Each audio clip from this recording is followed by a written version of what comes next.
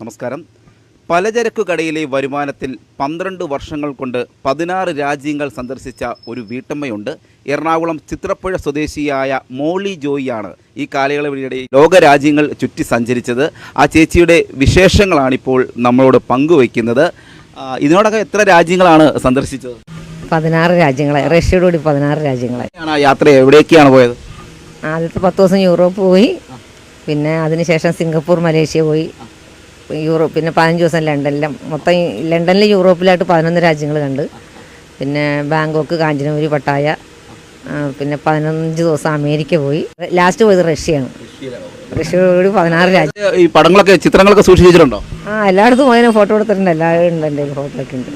ലണ്ടനിലാണോ പിറന്നാൾ ആഘോഷിച്ചത്? ഒരു വർഷത്തിൽ ലണ്ടൻ പോയപ്പോഴാണ് എൻ്റെ 58ാമത്തെ ബർത്ത്ഡേ ലണ്ടനിൽ ആഘോഷിച്ചത്. അത് മറക്കാൻ പറ്റാത്തൊരു സംഗതിയാണ് എനിക്ക്.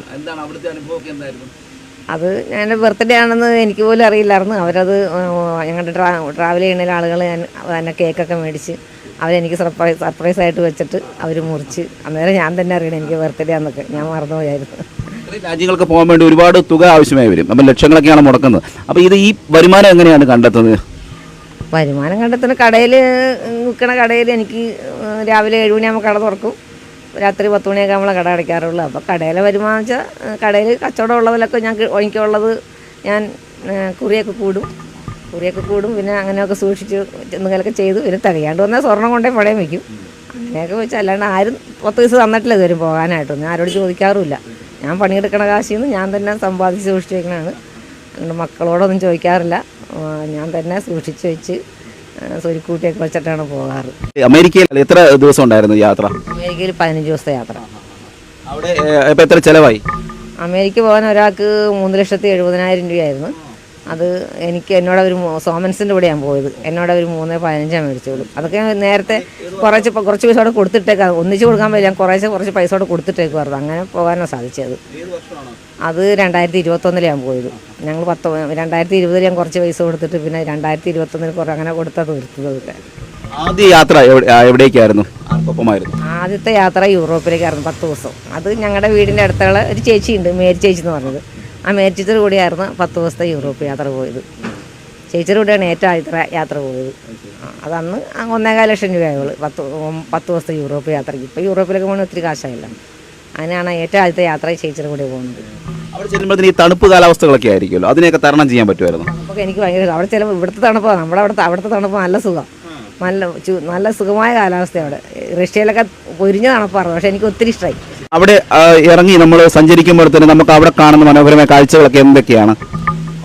യൂറോപ്പിൽ ഇപ്പോൾ അന്ന് പോയിട്ട് ഈ പാരീസിൽ ഈഫിൽ ടവർ ഉണ്ട്, കൊളോസിയം ഉണ്ട്.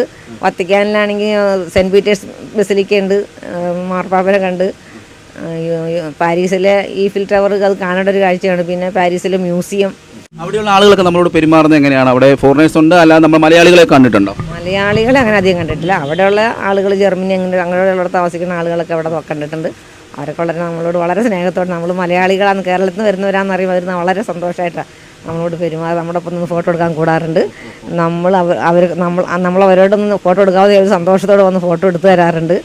അങ്ങനെ അവർക്കായിട്ട് വളരെ സ്നേഹമായിരുന്നു, വളരെ ഇഷ്ടമായിരുന്നു. അവിടെ താമസിക്കണമെന്ന് തോന്നിയിട്ടില്ലേ? പിന്നെ എനിക്ക് ഒത്തിരി ഇഷ്ടമായിരുന്നു. ഞാൻ ഓർക്കാറുണ്ട്, ആരെങ്കിലും അവിടെ എന്തെങ്കിലും ജോലി ഉണ്ടെങ്കിൽ ഞാൻ അവിടെ നിന്നുകൊണ്ടായിരുന്നു. എനിക്ക് ഒത്തിരി ഇഷ്ടമാണ്. എന്താണ് ഇപ്പം കുടുംബവിശേഷങ്ങളൊക്കെ? വീട്ടിലൊക്കെ ആരെയാണ്? ഇവിടെ എനിക്ക് ഞാൻ ജനിച്ചു വളർന്നൊക്കെ തിരുവാങ്കുളത്താണ്. എനിക്ക് ഇവിടെ 2 മക്കളുണ്ട്. മകൻ്റെ പേര് ഏലിയാസ്, മകളുടെ പേര് ജിഷ. മകൻ്റെ വൈഫിൻ്റെ പേര് ജാക്സി. മകളുടെ ഭർത്താവിൻ്റെ പേര് സ്ലീബ. ഞാൻ എവിടെ പോകണം, എൻ്റെ മക്കളുടെ സപ്പോർട്ട് കൊണ്ടാണ് ഞാൻ എവിടെ വേണമെങ്കിലും പോയേക്കണം. കാരണം ഞാൻ എവിടെയെങ്കിലും പോകണമെന്ന് പറയുമ്പോൾ എൻ്റെ മകൻ പറയും, അമ്മ പൊക്കോ, എനിക്ക് അമ്മേനെ കൊണ്ടുപോകാൻ പറ്റില്ല, അമ്മ പണിയെടുക്കണ്ടല്ലോ, അമ്മ കാശും കൊണ്ട് പൊക്കോ എന്ന് പറയും.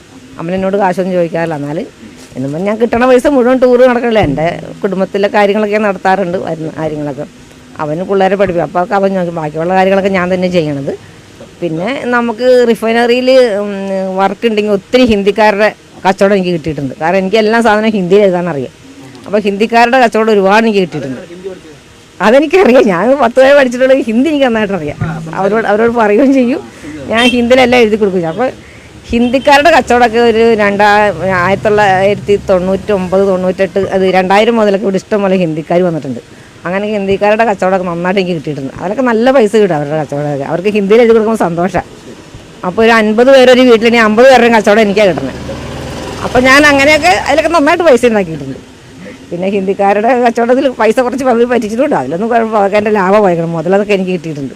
അതൊന്നും കുഴപ്പമില്ല. അങ്ങനെയൊക്കെ ഞാൻ പൈസ ഉണ്ടാക്കി. ഭർത്താവ് 2004 മരിച്ചത്. ഭർത്താവിന് ഒരു 6 മാസത്തെ അസുഖമായിരുന്നു. നേരത്തെ മുതൽ പുള്ളിക്ക് സുഖമില്ല, തലവേദനയ്ക്ക് അങ്ങനെ എന്നും അസുഖങ്ങളാണ്. പക്ഷേ 6 മാസത്തെ അസുഖം കൊണ്ടാണ്. ഹാർട്ടിന് കംപ്ലൈൻ്റ് ആയിരുന്നു, ലിവർ കംപ്ലൈൻ്റ് ആയിരുന്നു. അപ്പോൾ 6 മാസം കൊണ്ട് പുള്ളി. ഇനിയിപ്പോൾ എവിടേക്കാണ് യാത്ര പ്ലാൻ ചെയ്തിരിക്കുന്നത്? ഇനി പോകാനായിട്ട് കാശില്ല. കാരണം ഞാൻ റഷ്യ പോയത് ബെന്നി റോയൽസിൻ്റെ കൂടെ പോയി. ബെന്നി റോയൽസിൻ്റെ സാർ എന്നെ കുറേ നാളെ എന്നെ വിളിക്കണം. അപ്പോൾ ഞാൻ എൻ്റെ കാശില്ല, ഇപ്പോഴാണ് റഷ്യ പോകണമെന്ന് പറഞ്ഞു.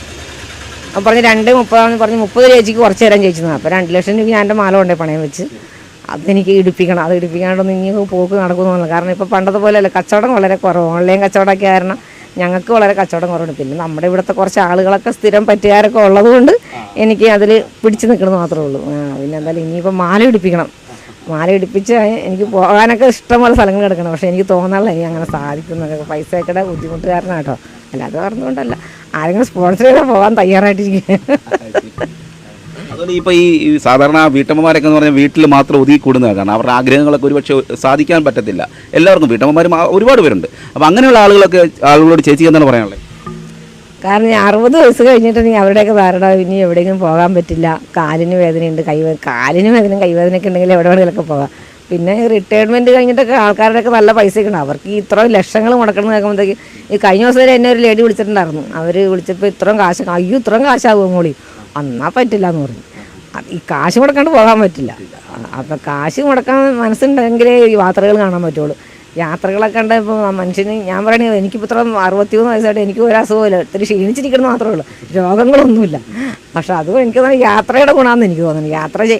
എൻ്റെ മനസ്സിൽ മുഴുവൻ യാത്രയെക്കുറിച്ചുള്ള കമ്പങ്ങളാണ്. യാത്രയുടെ മനസ്സ് മുഴുവൻ യാത്രകളാണ്. എൻ്റെ മനസ്സിൽ മുഴുവൻ യാത്ര ചെയ്തതും അന്ന് പോയിക്കൊണ്ടിരുന്നൊക്കെ ഇപ്പോഴും ആലോചിച്ചുകൊണ്ടെങ്കിൽ അത് മാത്രമേ ഉള്ളൂ. നമുക്ക് വേറെ നെഗറ്റീവായിട്ടൊന്നും ആലോചിക്കാനില്ല, ദൈവം സഹായിച്ച്. അപ്പോൾ എനിക്ക് ചിന്തിക്കണം അതങ്ങനെയാണ് യാത്രകളെക്കുറിച്ച്. അപ്പോൾ ഞാൻ എന്തെങ്കിലും മനസ്സിൽ തോന്നുന്നു അപ്പോൾ ഞാൻ യാത്രയെക്കുറിച്ച് ഓർക്കും, അത് ചിന്തിച്ചുകൊണ്ട് അങ്ങനെ ഇരിക്കും. അപ്പോൾ അതുകൊണ്ട് മനസ്സിനൊരു സന്തോഷം. യാത്രകൾ നമ്മുടെ മനസ്സിന് ഒരുപാട് മാറ്റം വരുത്തും. അതുകൊണ്ട് അതാണ് എൻ്റെ മനസ്സ്. കാരണം അതുകൊണ്ട് 60 വയസ്സ് കഴിഞ്ഞവരൊക്കെ റിട്ടയർമെൻറ്റ് കഴിഞ്ഞിട്ട് എവിടെയെങ്കിലൊക്കെ യാത്ര പോകണമെന്ന് വളരെ നന്നായിരിക്കും. ഇതാണ് മോളി ചേച്ചിയുടെ കഥ. യാത്ര ചെയ്തപ്പോൾ മനസ്സിന് സന്തോഷം ലഭിക്കുകയാണ്. അതിൻ്റെ ആ സന്തോഷം ചേച്ചിയുടെ മുഖത്ത് ഞങ്ങൾ വന്നപ്പോൾ കാണാൻ കഴിഞ്ഞു. ചേച്ചി ഇവിടുത്തെ കഥകൾ മാത്രമല്ല, ചേച്ചി സന്ദർശിച്ച 16 രാജ്യങ്ങളുടെ കഥകൾ അല്ലെങ്കിൽ അവിടുത്തെ നാടൊക്കെ ഓർത്ത് ചേച്ചി ഞങ്ങളോട് പങ്കുവയ്ക്കുകയായിരുന്നു.